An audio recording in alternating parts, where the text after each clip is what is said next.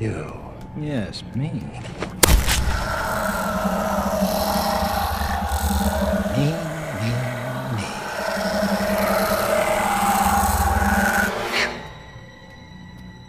Me too. Ladies and gentlemen, Laymen Gaming are back. Will you two shut up? So, everybody knows about PUBG, Battle Royale. I mean, everyone's trying to do it, and even like apparently Red Dead Redemption might be even doing a Battle Royale thing. It's like everyone's doing it, right? Call of Duty. Everybody, Call of Duty was the game that like set the tone of like how you're supposed to do things. It like, you know, you had to be living under a rock pretty much to not know what Call of Duty was, right? But now it feels like Call of Duty is the one that's going to be starting to copy other games. PUBG now, PUBD, Pub Duty.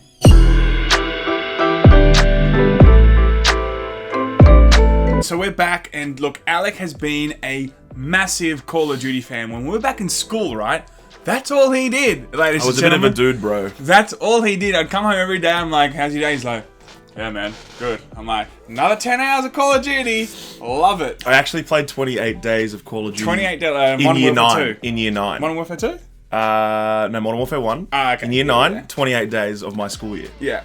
So don't worry about studying or, you know, getting out there and meeting girls. It's all about that prestige, baby. So look, Call of Duty, we all know it is a powerhouse of a franchise. Single player, story driven, really, really well set single player campaigns. Starting as World War II. Yep. I mean, 2003 was the first iteration of Call of Duty. Yeah. Really came into its own. Took over the whole Medal of Honor thing. They were going at it for a little while. Yeah. Medal of Honor's now gone 10 years ago. Now, Call of Duty found success initially through its campaigns. So Call of Duty 2 back on the 360 was where it really started to come into its own. Since up until 2007's Call of Duty 4, really put a focus on multiplayer. Yeah. COD Modern Warfare 1 was an absolute phenomenon in the truest sense of the word. They basically reinvented the multiplayer class-based first-person shooter. Yeah. And that was what everyone was trying to chase. And it was from the smallest details. 100%. I mean, time to kill was just pitch perfect back in the day. Was that the first hit markers? Yeah, Call of Duty was the first instance that I remember at hit markers. They really sort of set a trend. The whole annualization of franchises really started with Call of Duty.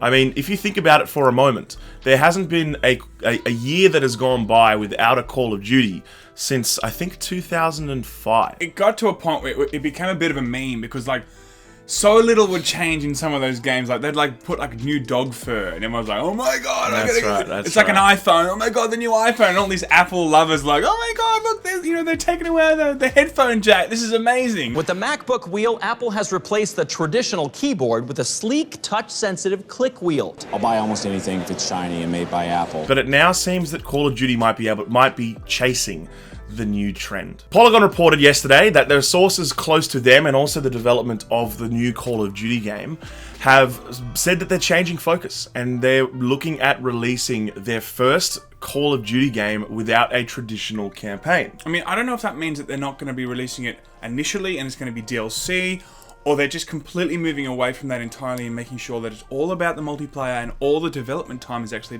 going to be put into, you know, making sure it's like a total multiplayer experience. The reason that they might be pressed for time, and the reason being is that Red Dead Redemption launches on the 26th of October. Yeah. Call of Duty always, without fail, releases first or second week of November. They're releasing the first week of October this year.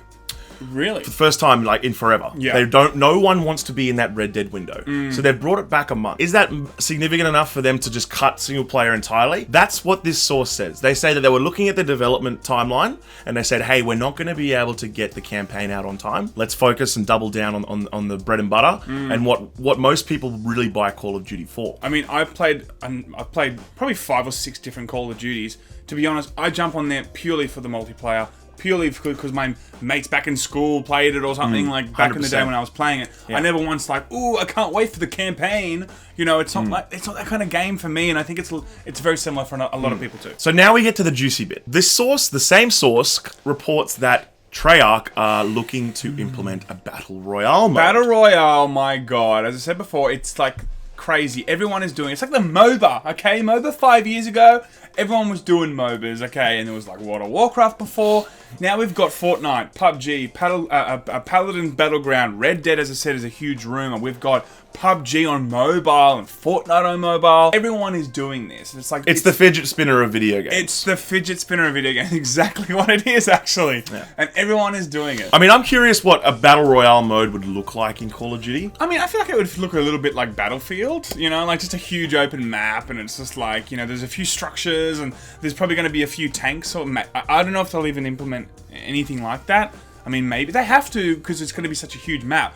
Otherwise, it'll just be a really condensed compound where everyone just kills each other in like 10 minutes. I know, I just think it would piss me off. The time to kill in Call of Duty is way too short. I just tilt too much. Yeah. But I think the reason that they're doing this is that they see the money that Fortnite are making. Oh yeah, 100%. And I mean, in last month, I think the daily sales revenue from in-app purchases of Fortnite Mobile was $1.6 million. Oh, for mobile alone. Daily. Wow. Daily. Far out. Per day. I tried to play that game, a PUBG on it. I was just like, whoa, this sucks. Yeah, so totally Fortnite sucks. just opened up their invite-only mobile version to the whole market. $1.6 million per day. In invite only right now. No. So now when it went public, $1.6 million per day. Man, that's so much money. Yeah. It's not as much money as Laymen makes, people.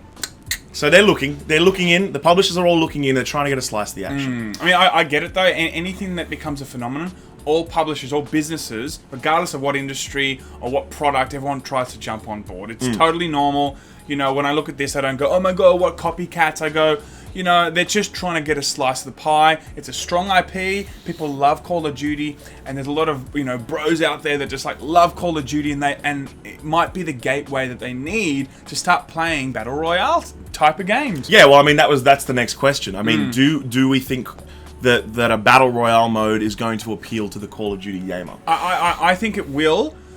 Because it's very easily digestible.